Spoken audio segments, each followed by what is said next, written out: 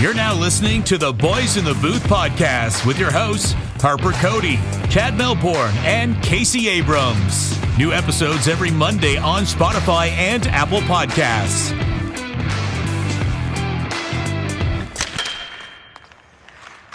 Hello and welcome to this very special episode of the Boys in the Booth podcast. Let us explain All Star Weekend. Chad here, flying solo for this episode. I pitched this idea to the guys for our typical Monday episodes, but it wasn't something that we thought we could get a full episode out of. Just I had a few thoughts and I wanted to share them. So here you go. You get 2 episodes this week. So be thankful for that. So here we go. I wanted to talk about the NHL All Star Game and the reasons why it sucks. And I have a couple suggestions on how to make it better. So let's get right into it without further ado. So to begin the conversation about the NHL All Star Weekend, I just want to start by saying that literally nobody watches this stuff. Like nobody cares anymore about NHL All Star Weekend. And that's a serious problem for the NHL and growing the game. So obviously, if you're listening to this, you know that myself, along with Casey and Harper, we host a hockey podcast where we release episodes every Monday. And that's just something we do because we're massive fans of the games. You know, we're the types of fans that, we play fantasy hockey. We love advanced analytics, unless you're Harper. He's more of an eye test guy, but still a massive fan. We watch a shit ton of games. We know the line combinations of our favorite teams. We bet on games, etc., etc. We're the hardcore fans, right? So it shouldn't be a problem to get us to watch this. But we didn't. None of us did. Like, we weren't interested in it. And that's a serious problem. So if the NHL can't get extreme hardcore fans like us to even tune in to their All-Star Weekend, how the hell are they going to get the more casual fans to tune in, to entice them?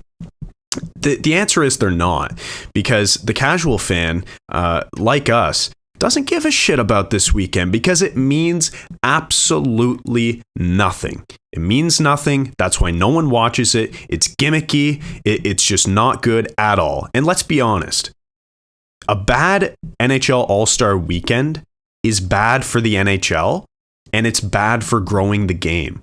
So that's something that needs to be addressed right away. It's a problem that nobody watches because it sucks. So let's talk about a couple reasons, I guess, why it sucks and a couple ways to fix that. So here we go. Reason number 1 why the NHL All-Star Weekend sucks, as I've already kind of touched on, is that it means literally nothing. So there's a player from each team who gets selected to participate in the All-Star Weekend, which right out of the gate, like, that is stupid. Why is a player from each team being represented? I understand that, you want every jersey there. You want each fan base to have a guy they're kind of rooting for. But at the same time, it makes it so meaningless because it might be, you might be the player who's selected to the All-Star game. Say you're a Clayton Keller, for example, out of Arizona.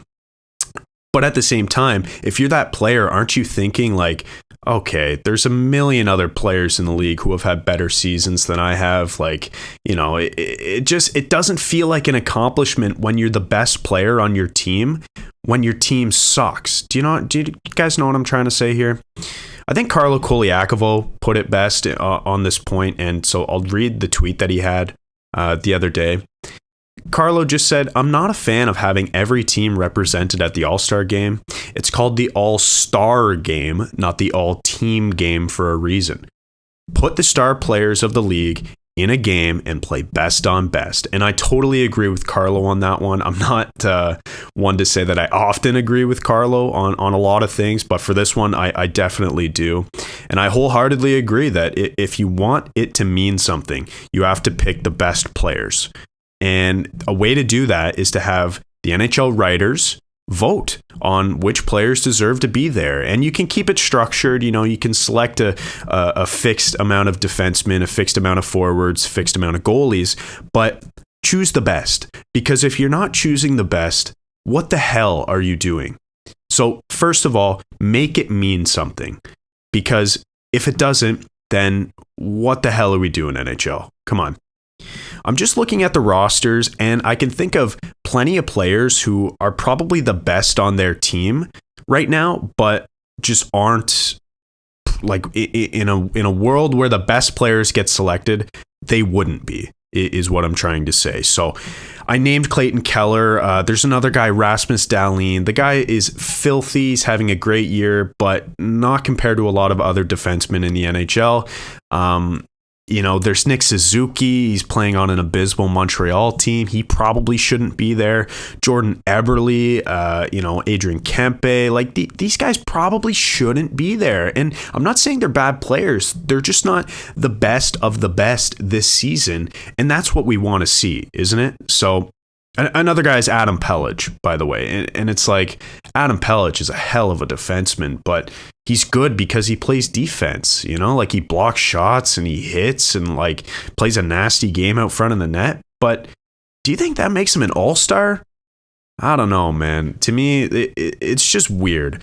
Like, I think about the amount of players who could be in this game. And number one, first guy who comes to mind, who actually did get selected to the game, but it was because he was the last guy in, is Nazem Kadri. Like, are you kidding me? Naz, I think he was ranked, or he was third or fourth in scoring at the time that these teams were released, and he wasn't on one. And it's like, how can you honestly say that Nazem Kadri isn't an all-star right off the bat? Like, to me, that's absolutely ludicrous. There's a handful of other guys in here who you can say were snubs, right? Like, there's the Brad Marchands of the world. He was snubbed this year. Mikko Rantanen. Rantanen's having a phenomenal season this year, and he wasn't selected. Aaron Ekblad, again, like, could be a Norris Trophy finalist, or at least a candidate, or receive some votes. Jacob Markstrom, same thing could be said with him in the Vezina, and Shesterkin as well. Igor Shesterkin was not selected to play in the All-Star game or participate in the All-Star weekend. What the hell is up with that? Shesterkin might be the second best goalie in the entire NHL. Like, he's that good, and he wasn't selected. And then, there's the Chris Letang's of the world, not selected. Morgan Riley, nearly a point per game defenseman. He is a point per game since signing his long-term contract with the Leafs, not selected. William Nylander having an incredible season this year. Again, another player who's a point per game, not selected because two other players from his team were already selected. So to me, if you want to make the game mean something, you have to pick the best players in the league.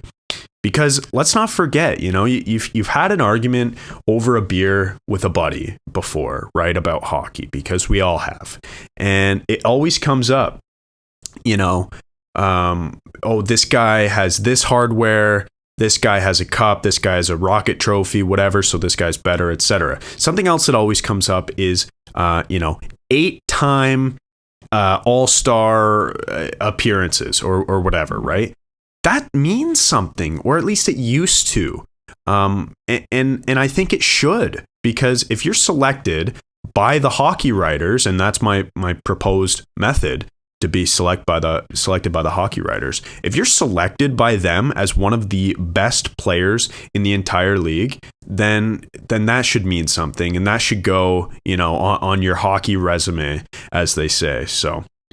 And the next way I think that the NHL could improve the All-Star weekend is improving the All-Star skills competition, because, oh my God, that is so bad. I understand that the NHL wants, creativity, and they want to put on a show, and they like the gimmicky stuff because it supposedly gets people watching.